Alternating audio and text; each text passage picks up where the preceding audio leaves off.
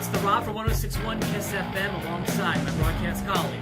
Happy 2015. It's Eric Cornish with WKDQ. The Enhancement Talent is back. Hope you had a great holiday season. And, man, wrestling is gearing up. This is the time of year everybody starts talking about the granddaddy of them all. The road to WrestleMania is about to start, Eric, and that's what we're going to be focusing on today. If I'm not mistaken, we're going to look at the current state of wrestling, and we're going to talk about WrestleMania this time. Let's go back to Monday, and we started talking about this a little bit off air, but we decided let's go ahead. We need to talk about this on camera here because we have differing opinions, just slightly, about Monday Night Raw and how things went this past Monday. I thought the show was all right. I thought the in-ring was pretty solid. I thought the match quality was all right. Out of the ring, I didn't know what to make of the show, I guess. So I don't know where they're going. I don't know where they're going. Some places. Well, something I tweeted out on our Enhancement Talent Twitter that night was, "Boy, are people grasping for the brass ring tonight?" And that's kind of how I felt. I felt like they were giving them that opportunity to reach for that brass ring that everybody had been talking about. And here it was. That's the wrestling buzzword of 2014 is brass ring. Yeah. Ever since McMahon said it on Austin's podcast, it's all anyone wants to talk about. People are upset. People feel this way, that way about it, and now people want it finally.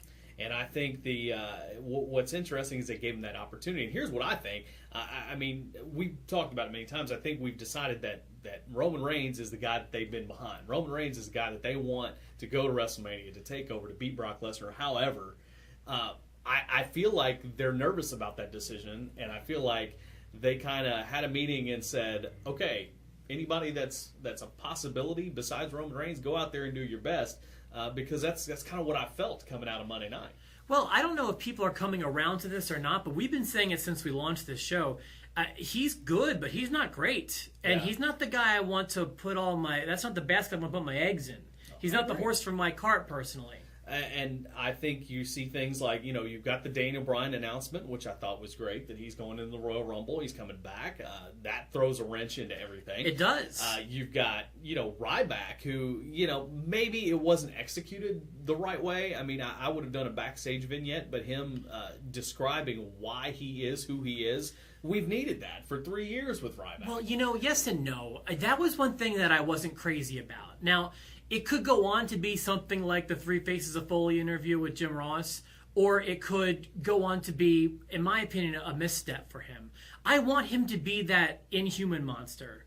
I didn't want to see him humanized, personally. Well, I think everybody, and we talked about this on an earlier episode, to where I think we need more backstory in guys. Even guys like Bray Wyatt, to where, he's Bray Wyatt, but guess what? He's also the son of Mike Rotunda, and he's also the grandson of and it's kind of like you can be that TV persona, and you can be a real-life person, and that's what helped the Attitude Era so much. Well, I think I agree with you in 90% of the cases. Okay. With him, I just want his story to be, I'm a wrecking machine, and I'm going to destroy you and two other jobbers on top of him. And I think, but that interview could help him in the long run, I think, get to that level. I mean, he could be the guy that goes in there now. Again, it depends on where they want to take his character. If you want it to be something deeper, like any of Foley's characters, or do you want it to be just one of those Goldberg-type characters? But... and going back to Raw, then you see guys like Cesaro. I mean, he got beat pretty quick, but Cesaro did something different. Mm-hmm. You see Bad News Barrett coming back. You saw all this stuff happening, and great in-ring product, like you mentioned. Don't forget the Ascension. And the Ascension, yes. So here's kind of, I've started to put together a list. Now this happened, I put together a list before Daniel Bryan made that announcement. So things could change, and I do have a few options here of where to go. Off the top of your head, main event, WrestleMania, what would you book at this point? Not necessarily what you think would happen, but from where everything stands right now, what would you book? What would I book? Yes. I would book Lesnar-Bryan. Very good. I think they will book Lesnar-Reigns. Okay. Now, see, since Bryan made his announcement, I would book Bryan and Lesnar as well. And everybody online has said, you can't do that because it's not believable. It's a mismatch.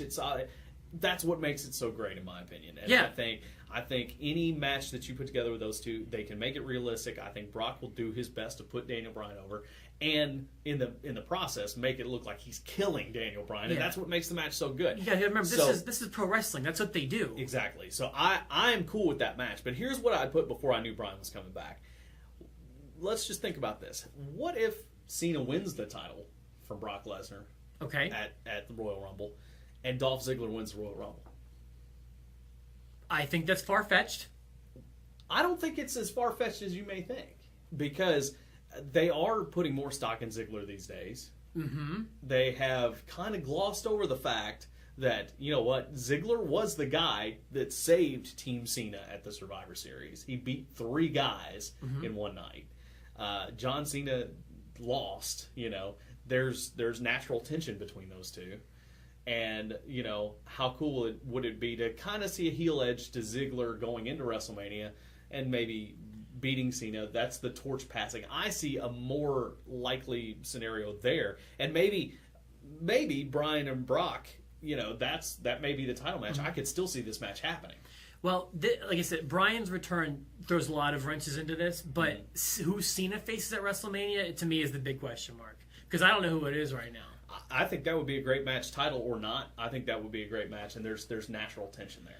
I'm seeing more Cena Rollins, but I can see that too. That's what I have right now. Well, here's where I see Rollins fitting in, and this would be a much better fit for Reigns, I think. And then you've got to have something to do with Ambrose. Why not triple threat ladder match for the briefcase? Reigns, Rollins, Ambrose. That's all cool. The Shield. The Shield. I like that. You know, because they've all gone around with each other. Ambrose is kind of that wild card that could go either side of the fence, heel or face.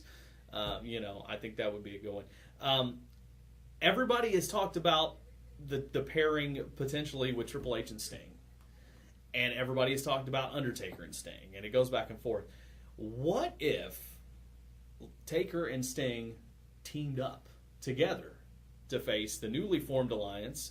And again, this is without the title match being involved. Triple H and Brock Lesnar. I don't see that. Well, and it might not happen, but that's how I would book it. Because, I mean, look, now Triple H and Lesnar seem to be buddies.